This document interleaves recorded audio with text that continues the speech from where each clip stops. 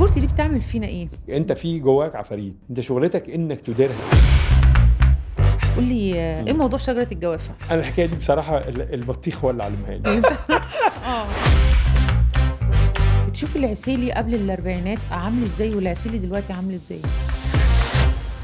كل حد بيبقى عنده 40 سنه المكنه بتاعته بتتغير. ما بتستدعيش العسيلي المجنون ده احيانا دلوقتي؟ وانا عندي مشكله يعني.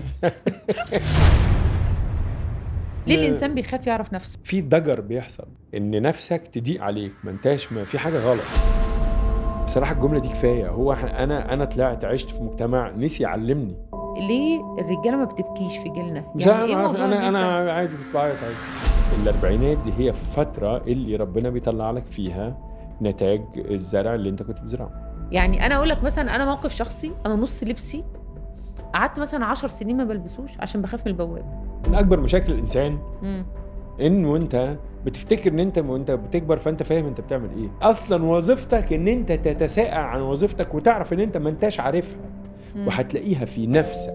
اول مره الموضوع ده يجي في دماغي لما تكون انت صغير مسموح لك ان اثرك يبقى صغير، لكن لما تكون كبير 40 وبلس خلي بالك من اثرك على العالم حواليك.